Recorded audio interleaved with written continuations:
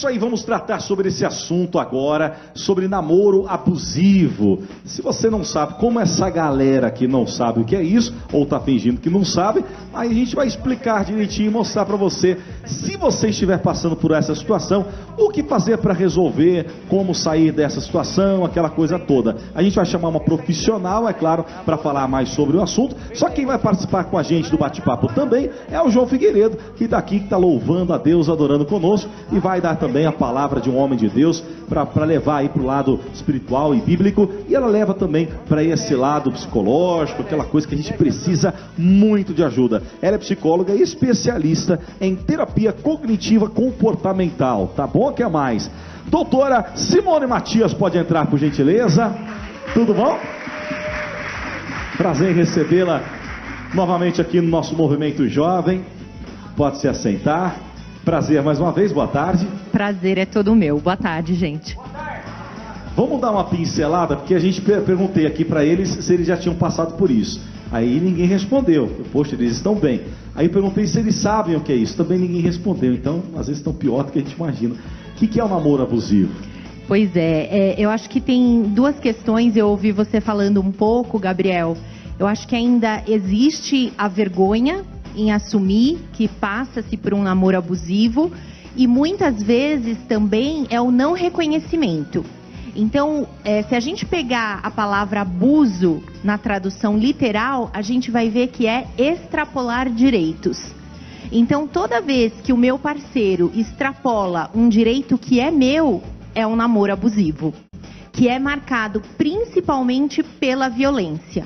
Então, seja ela a violência física, a violência psicológica, a violência moral, é isso que caracteriza um namoro abusivo. Muito bem, é isso aí, Carol. E além dessas características, doutora, né, que já foi apontada, que mais pode que se sobressair é a questão da violência, tem outros sinais que dá para identificar, porque às vezes o jovem, a pessoa está num relacionamento que não tem essa questão da violência, né, dita assim de cara, física, mas tem coisas ali que identificam como relacionamento abusivo, mas ela não sabe. Como que ela pode identificar? Tem alguns sinais, algumas coisas que a gente pode ficar um pouco mais atento? Sim, sim.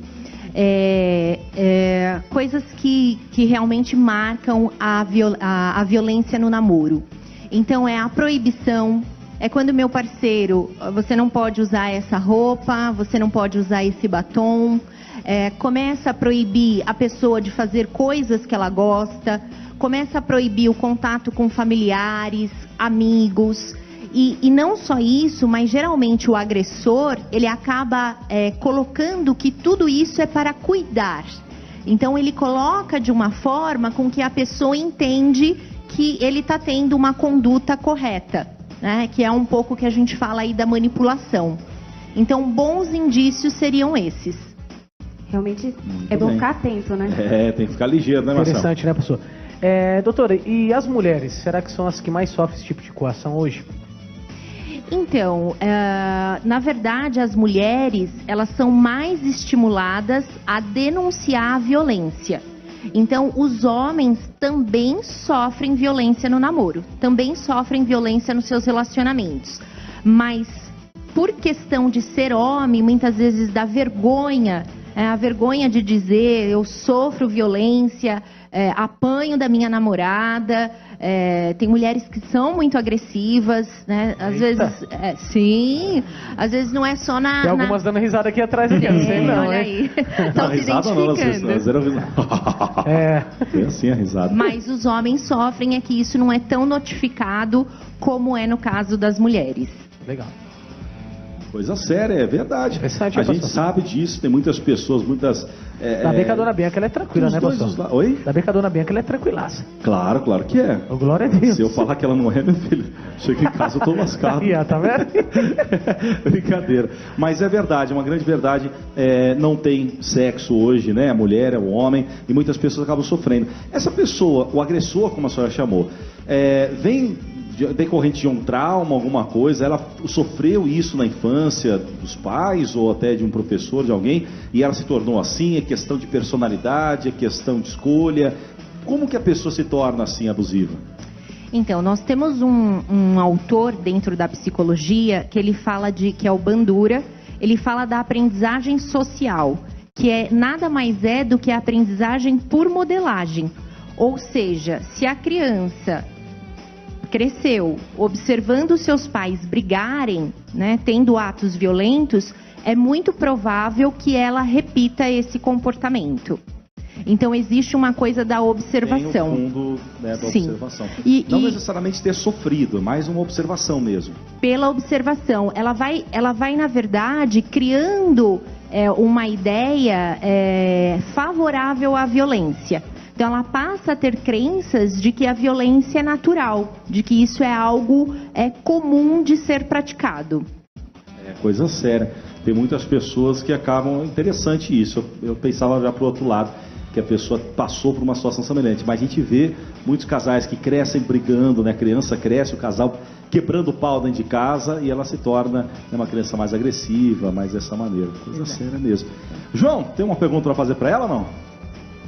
Olha, eu não pensei em nenhuma pergunta, mas enquanto a gente conversava, eu, por cuidar de jovens, por liderar jovens, eu recebo muitos casos assim, mas como eu sei, como identificar se é uma pessoa de Deus para o meu relacionamento, né?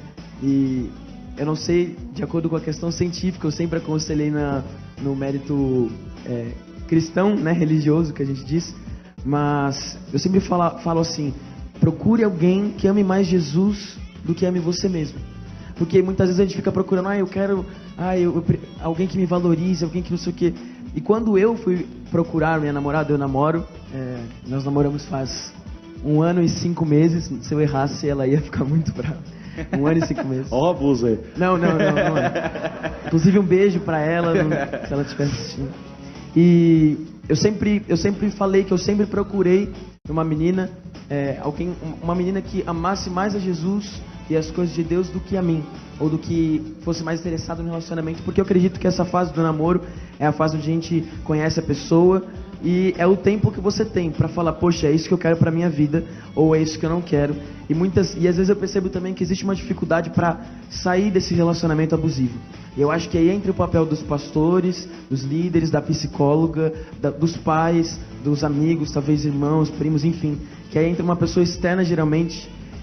E eu queria te perguntar se isso é comum, ao procurarem pessoas assim, pessoas te procurarem com esse caso, um relacionamento abusivo, mas eu não consigo, porque eu já ouvi muito isso, mas eu não consigo, fica sem, eu amo muito ele, eu amo muito ela, mas quando tá perto é ruim, mas quando tá longe sente falta.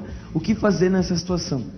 Muito bom, perfeito, João. É extremamente importante que a pessoa busque esse apoio. A gente fala que para a pessoa entrar nesse processo não é uma coisa muito fácil, nesse processo de tomada de decisão, de deixar o outro. A gente fala que existem aí as etapas para mudança. Então, primeiro ela começa a se conscientizar de que tem algo errado naquele relacionamento. Depois, ela começa a se preparar para a ação. Então, ela começa a buscar pessoas que possam ajudar, para que então no final ela consiga tomar essa decisão. E o apoio de pais, líderes, vai ser fundamental, né? Isso vai motivar, né? Vai empoderar essa pessoa para essa tomada de decisão. Perfeito, isso mesmo. Exatamente, e falando dessa questão da tomada da decisão, né, a gente vê que é muito importante que exista alguém sim ajudando, porque às vezes a pessoa não consegue sozinha, né? E dentro disso, isso acontece quando a pessoa, no caso, identifica. Mas e no caso daquele jovem, né, seja menino ou menina, que ele não consegue identificar que está nesse tipo de relacionamento? É saudável que venha um pai, que venha, talvez, um líder religioso, né, um amigo interferir? E se sim, de que forma ele pode estar alertando, pode estar querendo ajudar de alguma forma para que a pessoa não sofra mais danos? Porque às vezes ela está sendo ali prejudicada, mas ela não percebe. Não, tá tudo bem, eu gosto muito dele, eu gosto muito dela. O que pode ser feito nesse caso? Às vezes, Carol, a pessoa tem uma estima tão baixa, uma autoestima tão baixa, ou aquela crença de que, se eu largar esse namoro, eu não vou encontrar outro, que ela acaba se sujeitando nessa posição. A passividade, a vitimização é algo que contribui de forma muito direta com a violência no namoro, né? E por outro lado, nós temos o agressor que tem um perfil manipulador. Então aí a gente tem um casamento perfeito. De um lado, aquela pessoa que é passiva, que acredita que não vai conseguir, e de outro lado, um manipulador. Então, as pessoas que estão no entorno, sejam os amigos, os líderes, familiares, eles podem sim, devem se aproximar dessa pessoa, né, e alertá-la, dizer para ela, olha, o que você vive é violência no namoro. Ah, mas não apanho, mas ele te proíbe, ou ela te proíbe, né? Você tem se afastado dos seus familiares, você tem deixado de ir à igreja, né? Tem abandonado os seus princípios. Então, as pessoas devem sim, as pessoas próximas, se aproximar e alertar este jovem que trata-se então de um namoro abusivo. E a gente fala que é importante reconhecer os primeiros sinais. Né? Reconhecer os primeiros sinais tem que sair fora, porque a tendência é que isso se repita então no casamento. Nossa, a gente vê que é muito sério, né? Sim, muito interessante que a doutora acabou de citar, que percebendo os sinais, pequenos sinais, o certo é tomar essa decisão e já terminar, se for a situação. Mas por que muitos não conseguem dar um ponto final nessa história? E vai prolongando, vai protelando isso, vai aumentando, até tem situações que acabam se tornando situações muito graves, né? Ao ponto de um tirar a vida do outro, enfim. Nós já presenciamos situações como essa, de pessoas que agridem, machucam mesmo, e a pessoa fica com medo talvez de denunciar ou até mesmo terminar. Qual é o conselho que a senhora dá para uma pessoa dessa? Então, recentemente nós tivemos aquele caso, né, que veiculou bastante sobre aquela moça do Paraná, se eu não me engano, e eu estava lendo a matéria e foi por um motivo muito fútil, exato, que a briga brotou ali e acabou culminando então no assassinato, no falecimento dessa moça, né? Foi porque ela foi olhar o celular e aí o moço lá, o esposo, já então despertou fúria, né? Raiva. Então, só retomando, desculpa, qual foi a pergunta? Desculpa.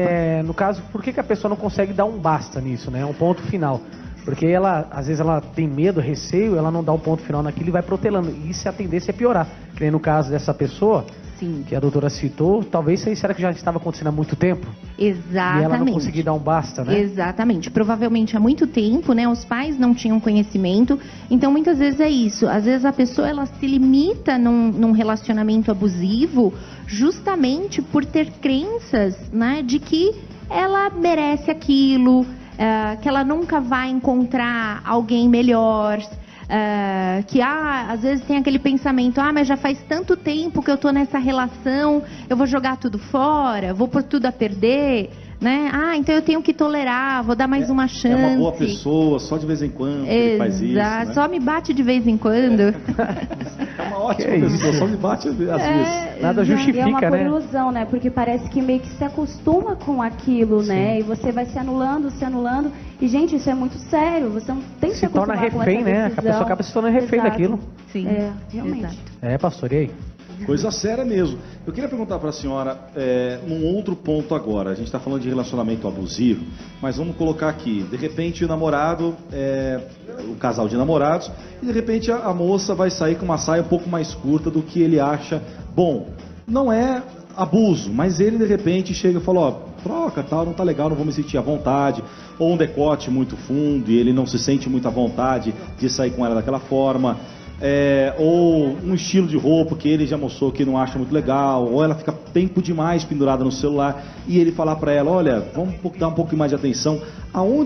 Qual é a linha que separa o abuso da normalidade, daquilo que eu não gostaria de ver na minha namorada, ou a namorada não gostaria de ver no namorado, e pede para que seja mudado. Uma atitude, uma roupa, não entra casa de cabelo, essas outras coisas que já é personalidade, mas coisas assim que incomodariam a outra parte. Até que ponto isso é normal e a partir de que ponto isso se torna um abuso? Olha, eu acho que um dos grandes sucessos, né, uma das chaves do sucesso para o relacionamento é a compaixão. Então, que é essa capacidade de você poder olhar para o outro e entender que o outro, ele vivencia as experiências de uma maneira diferente. Então, se eu realmente amo, eu olho para o outro e entendo que o outro gosta de uma vestimenta diferente do que a minha.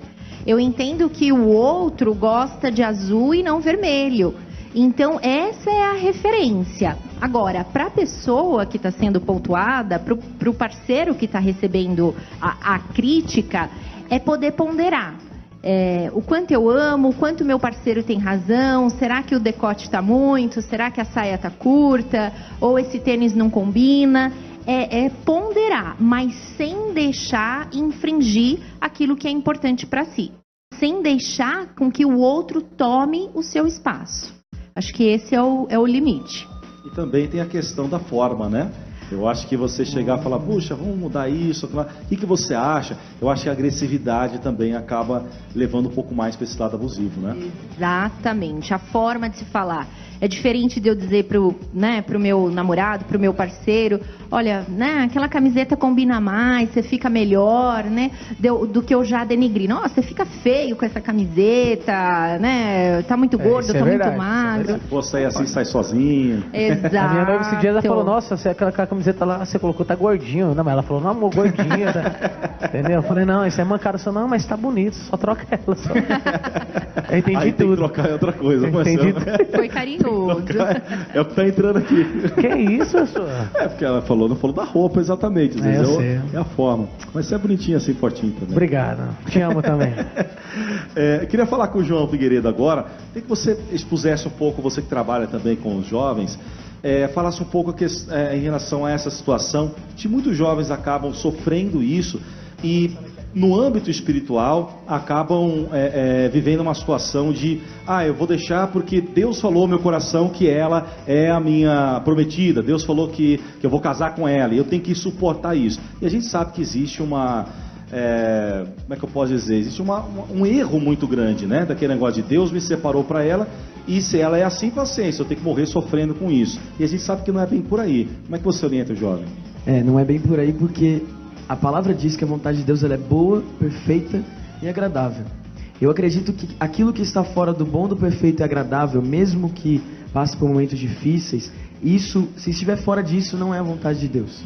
Não tem que ser um mar de rosa todas as vezes. Mas se for longe do que Cristo fez por nós, né, a palavra diz que para que o homem ame a mulher assim como Cristo amou a igreja, para que o homem se dê à sua esposa como Cristo amou a igreja. Cristo, entre escolher morrer e matar, ele preferiu morrer por nós. Então, se o seu relacionamento está fora desse padrão, onde há uma entrega e a compaixão, que é a base do relacionamento, há uma compaixão. Eu amo Cristo, por isso eu renuncio às coisas desse mundo para buscá-lo, e ele me amou tanto que ele renunciou a própria vida para me ter.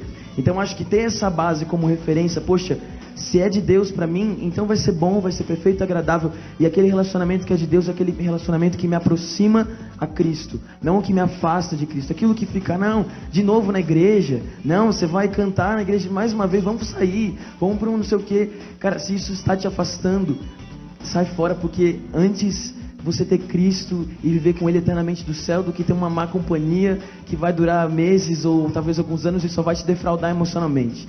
Então eu creio que a gente está falando aqui de um cuidado pós esse relacionamento, mas se você é solteiro e está nos assistindo, pense muito bem, dedique as suas forças, a sua juventude ao reino de Deus, às coisas de Deus, porque se existe uma pessoa que está interessada em se relacionar com você, é Jesus, e não tenha dúvida disso. Ele está te esperando nesse momento, e não é namoro, não é nada disso, é algo que você cativa e que é eterno. Muito bem, isso aí. Exatamente, né? E nosso Deus, ele não é Deus de confusão. Então, se ele prepara algo, gente, é certo, é o correto, você pode ir em paz, mas certifique de que é dele, né? E um ponto que foi comentado, você falou a respeito da compaixão, ele mencionou aqui Cristo, que é o nosso modelo, né? Que ele escolheu amar, né? Ele escolheu morrer do que matar, e assim... E a gente vê, infelizmente, subindo muitos dados de morte de mulheres, de pessoas sendo assassinadas por coisas fúteis, por coisas bobas, e a gente percebe que parece que as pessoas se sentem donas uma das outras. Não está acontecendo mais aquela empatia ou aquele amor verdadeiro. Parece que você está comigo, agora eu sou o seu dono, então tem que ser do meu jeito. Isso é muito triste. E olhando para esse perfil de pessoa, né, a senhora como doutora, gostaria que você comentasse um pouco como que alguém talvez possa trabalhar um pouco essa personalidade. Porque talvez alguém possa estar nos assistindo e talvez tenha percebido, poxa, às vezes eu sou realmente um pouco abusivo com algumas pessoas, não somente no relacionamento. Às vezes eu sou muito, gosto de ficar impondo as coisas. Como que ela pode trabalhar essa personalidade para que não venha se agravar e no meio de algum momento que ela estiver um pouco mais assim, né, nervosa, fazer uma besteira.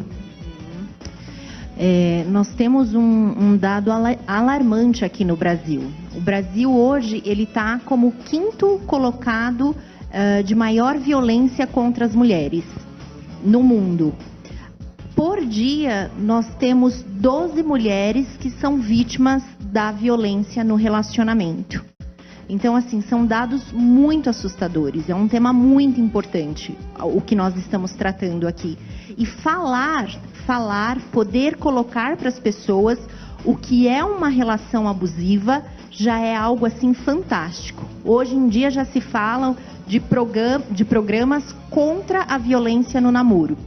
Agora, para a pessoa que se identifica, puxa, eu tenho um perfil mais explosivo, eu piso na bola de vez em quando.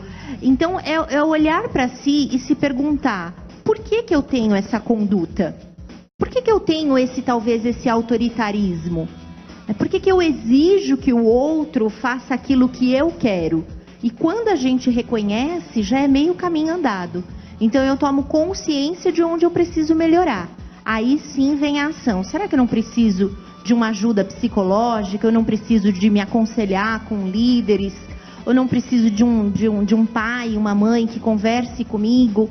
Então é poder assumir que tem esse perfil. E aí então buscar ajuda. Já é uma forma de melhorar.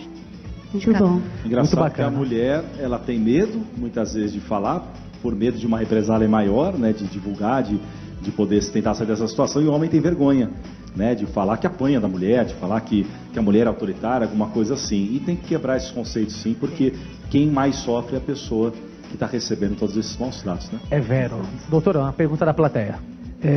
Meu nome é Ian, eu gostaria de saber, essa pessoa que ela é abusiva, ela ela tem um transtorno de comportamento. E assim, como que nós podemos, dentro de um relacionamento, ajudar essa pessoa? Nós, religiosamente falando, nós oramos por elas. Mas como que nós podemos proceder? Orientamos buscar uma ajuda, um médico, porque às vezes existe um relacionamento, no relacionamento existe um afeto, um sentimento, e às vezes a pessoa não quer abrir mão porque sabe que a outra pessoa está doente. O que é a melhor coisa a se fazer? Ficar apanhando não dá, né? Porque é complicado. Mas o que eu posso fazer? Eu oriento, procuro um médico, qual a melhor posição a se tomar, né, nessa situação? Legal. Às vezes pode sim se configurar, realmente a pessoa pode ter algum transtorno, às vezes não, às vezes o que ela tem mesmo é um pavio curto, explode e aprendeu a ser assim, e como eu falei, é uma pessoa autoritária e que precisa tomar consciência para mudar. Mas às vezes a gente pode mesmo estar falando de um transtorno. Tá? Por que não? Pode ser aí um transtorno de personalidade, pode ser até uma psicopatia, né? Então uma pessoa fria, que seja calculista. E aí a melhor indicação é sempre a busca de um psiquiatra, de uma avaliação médica e de um acompanhamento psicológico, para que essa pessoa possa tratar, inclusive, se necessário, com medicação, porque às vezes ela tem uma falta tão grande de controle que ela só consegue, aquela pessoa, mas eu não consigo me controlar. Quando eu vi, eu já fiz. Quando eu vi, eu já gritei. Quando eu vi, eu já bati. Então, muito provavelmente, essa pessoa precise aí do acompanhamento psicológico e do acompanhamento médico. Muito bem, é isso aí. Doutora, tem muita coisa para a gente falar, o assunto é bem vasto, bem amplo, e como a senhora disse, a importância de tratarmos isso é muito grande, porque alerta as pessoas que passam por isso, e também o agressor, né, abrir os olhos e olhar para si e saber que está exagerando, que não é uma boa. Até programas contra isso estão sendo feitos por causa dessas pessoas que estão agindo dessa forma, tem que procurar ajuda. A gente agradece muito a participação da senhora e pedimos os seus contatos, por favor. Bom, gente, os contatos são os que vão aparecer, o que vai aparecer aí na telinha, e eu quero convidar vocês a conhecerem o meu canal. É o Eis-me Aqui, Simone Matias, tá bem legal, eu falo lá sobre relacionamento, sobre carreira, sobre qualidade de vida. E eu quero aproveitar e mandar um muito obrigado pro meu editor, pro meu coaching, pro Ricardo Marques, que tem acreditado no meu trabalho. Obrigada, muito obrigada. A gente agradece mais uma vez sua participação. Obrigadão.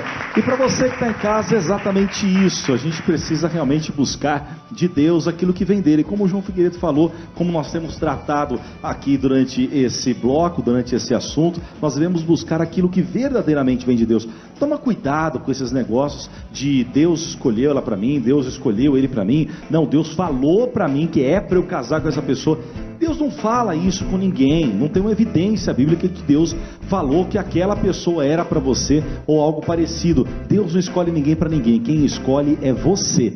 Deus abençoa, são duas coisas totalmente diferentes. Então você escolhe, você observa, você vê, como o João falou, o que é bom, o que é agradável, o que é perfeito, o que vem de Deus, a pessoa que ame a Cristo, a pessoa que leva você para a igreja, não tire dela, a pessoa que queira o seu bem, a pessoa que, como a gente falou, até possa falar para você a respeito da roupa, alguma coisa assim, mas sem agressividade, sem maltratar, né, sem abusar, sem passar dos limites. Busque aquilo que verdadeiramente vem de Deus. E começou a passar por essa situação, não crie ódio, não crie raiva dessa pessoa, também não crucifique essa pessoa, perdoe, ame. Se for necessário não estar mais junto, no caso obviamente do namoro, do noivado, se separe dessa pessoa, ore por ela, peça misericórdia de Deus pela vida dele, para Deus mudá-la, e vai seguir o seu caminho. Só tira da sua cabeça esse negócio que eu não posso separar, porque Deus diz que a gente vai ficar junto, que a gente vai casar um dia, e aquele negócio todo. Deixa Deus trabalhar no seu coração, Ele sabe o que é melhor, e se Ele escolhe alguma coisa, Ele não vai escolher aquilo que vai lhe prejudicar, mas vai só lhe abençoar, tá certo?